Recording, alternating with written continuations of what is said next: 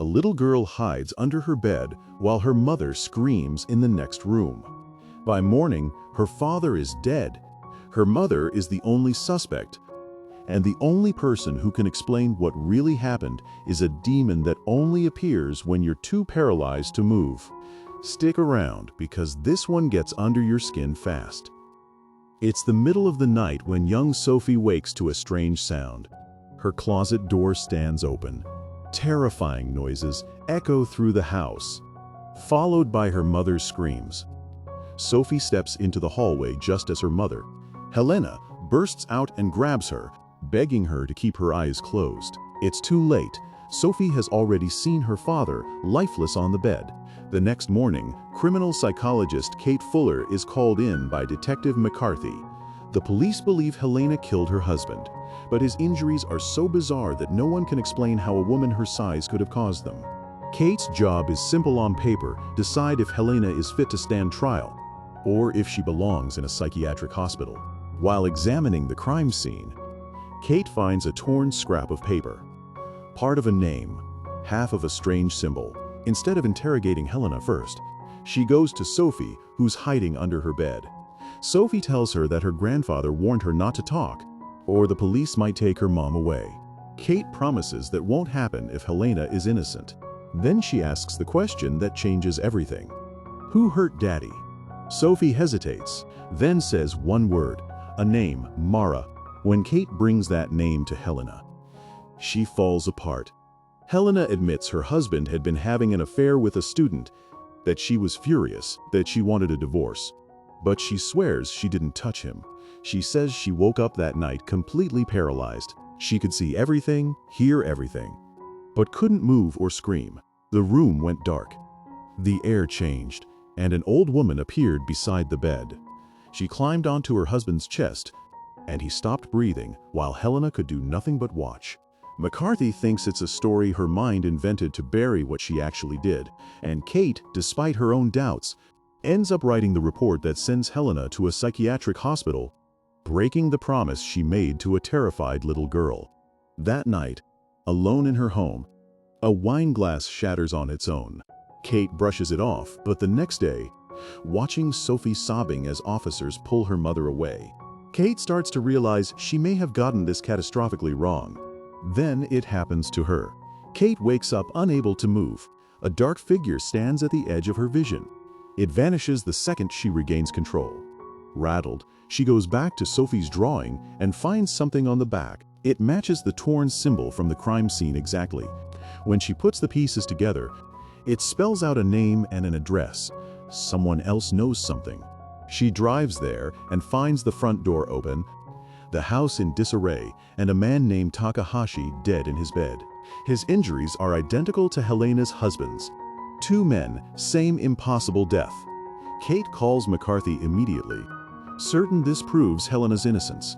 He shuts her down completely. She's a psychologist, not a detective, and he wants her nowhere near his case. But Kate can't let it go, not with Sophie's face still in her head. She visits Helena again, and this time Helena finally opens up. Her husband had suffered from sleep paralysis for years and had joined a support group run by a doctor named Ellis, where he met two other men, Takahashi and a man named Dougie. He briefly seemed to be improving, until one night he woke up with a strange red mark inside his eye, insisting he'd seen the old woman. Helena has the same mark now. She believes she's next, and she warns Kate that if this thing isn't stopped, it will come for her too. Kate sits in on one of Ellis's support group sessions, and what she hears is unsettling. Every patient describes the same experience: paralysis, dread, and an ancient presence in the room. One man, Saul, claims the woman now follows him even while he's fully awake. Another member of the group, Dougie, takes one look at Saul's eye and goes pale. He says Saul has reached the final stage, and he won't survive the night unless he stays awake. Ellis insists it's all hallucination. Dougie insists it's real. He gets removed from the room, but he's not wrong. That same night, Kate feels it for herself.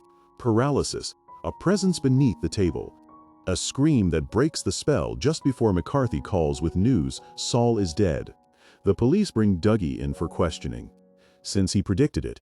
He barely talks until Kate mentions the old woman's name. Then everything pours out. He and Takahashi research this thing together after Takahashi first saw her. She has different names across different cultures, but she's been documented for thousands of years. Dougie has the same red mark in his eye that the others had. He's marked too. McCarthy is convinced Dougie is behind all of it somehow, using the demon story as cover. There's no evidence, but it's enough for him to release Helena. Kate rushes to the hospital to deliver the news herself, fulfilling her promise at last. She's too late. Helena is already dead. Kate is devastated, certain she could have prevented this if she'd listened sooner. That night, alone in her bathtub, she falls asleep and wakes up paralyzed again. The bathroom door creaks open. A figure moves behind the shower curtain and vanishes. Kate wants to believe it's nothing, until she finds wet footprints on the floor. And when she checks her own eye in the mirror, the mark is there. She's been chosen too. Desperate for answers, Kate breaks into McCarthy's office and pulls the security footage from Helena's final night in the hospital. It shows Helena completely alone in the room, right up until an unexplainable dark shape appears over her bed. Kate can no longer pretend this is all in someone's head. She goes straight to Dougie's house, filled with alarms, research, and centuries of art depicting the same terrifying figure across dozens of cultures.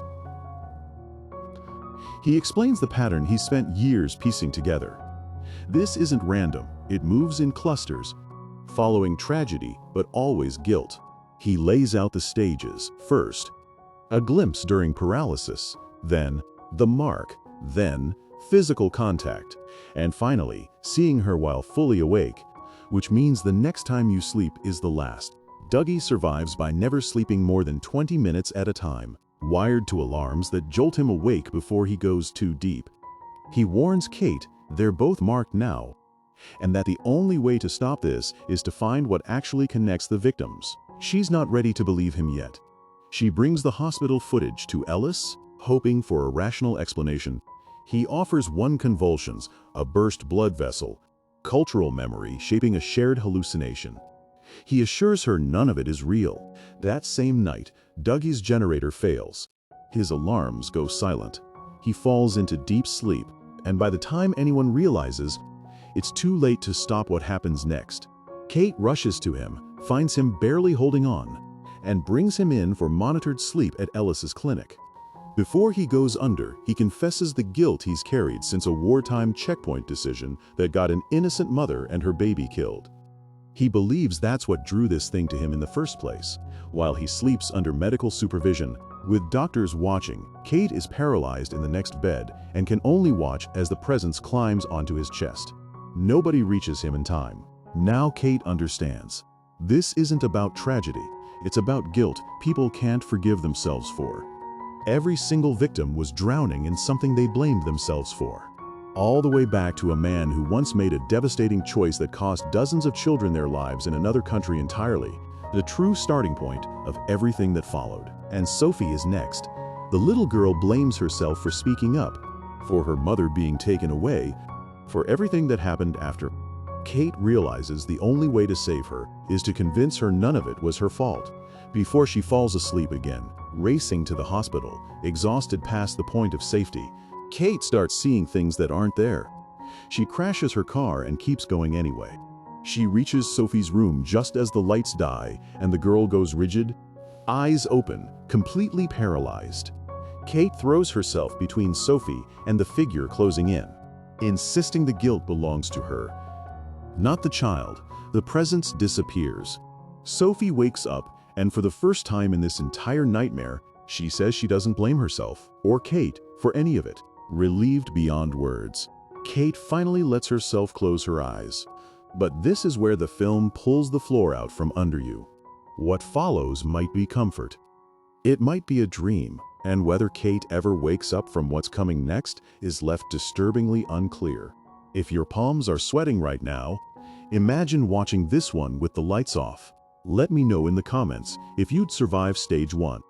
And if you want more hidden gems like this pulled apart scene by scene, subscribe because we're just getting started.